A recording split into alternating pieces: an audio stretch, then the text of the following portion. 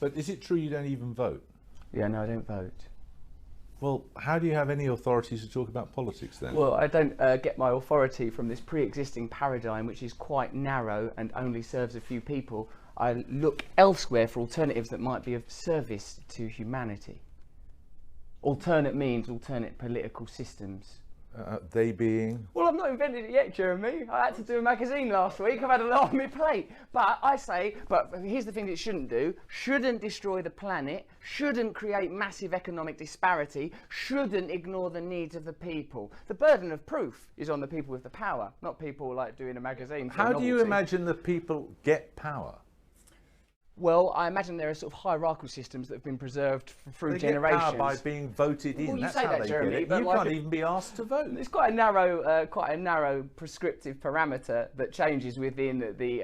In a democracy, that's how it works. Well, I don't think it's working very well, Jeremy. Given that the planet is being destroyed, given that there is economic disparity of a huge degree, what are you saying? There's no alternative. There's no alternative. No, I'm not just this saying system. that. I'm saying if you can't be asked to vote, why should we be asked to listen to your political point of view? You don't have to listen to my political point of view, but it's not that I'm not voting out of apathy. I'm not voting out of absolute indifference and weariness and exhaustion from the lies, treachery, deceit of the political class that has been going on for generations now, and which has now reached fever pitch where we have a disenfranchised, disillusioned, despondent underclass that are not being represented by that political system. So voting for it is tacit complicity with that system, and that's not something I'm offering up. Well, why don't you change it then? I'm trying to.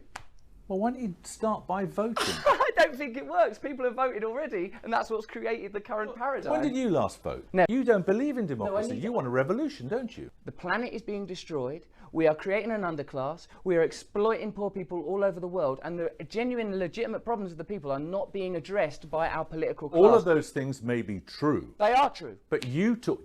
I wouldn't argue with you about many. What's the scheme? You talk vaguely about revolution. What is it? I think a socialist egalitarian system based on the massive redistribution of wealth, heavy taxation of corporations, and massive responsibility for energy companies and any company that's exploiting the environment. I think they should be.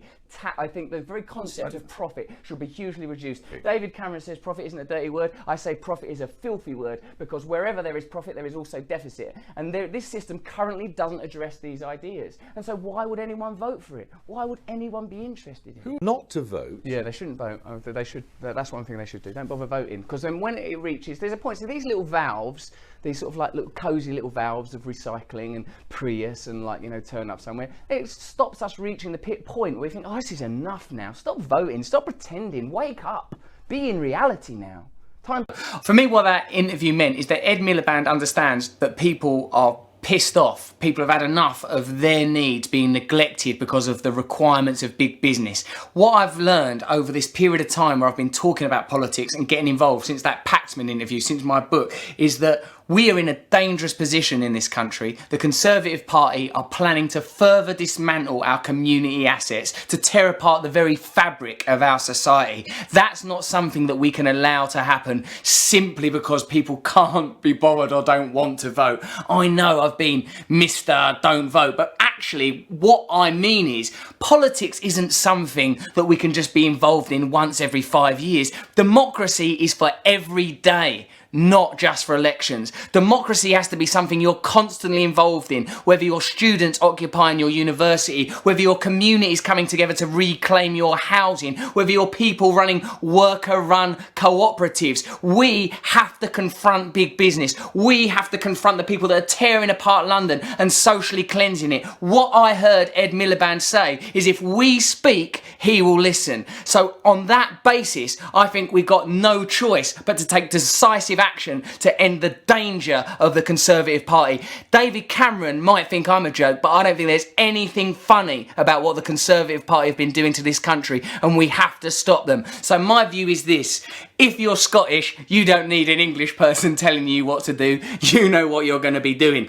If you're in Brighton, I think it will be a travesty if we lost the voice of Caroline Lucas in Westminster. But anywhere else, you've got to vote Labour. You've got to get the Conservative Party out of government in this country so that we can begin community-led action activism so that we can be heard continually. So on housing, on poverty, inequality, on working, on all of these things for the most vulnerable, for the most powerful, so that we have a voice and that we can build a society. Of course, the election isn't going to change things overnight. It's going to be not enough of a change. There's loads of things I could complain about with Ed Miliband. There's loads of things, Trident, this, the mugs with immigrant. There's loads of things I could moan about. But what's important is this bloke will be in Parliament, and I think this bloke will listen to us. So on May the 7th, vote Labour. On May the 8th, more democracy, more power to more communities for all of us.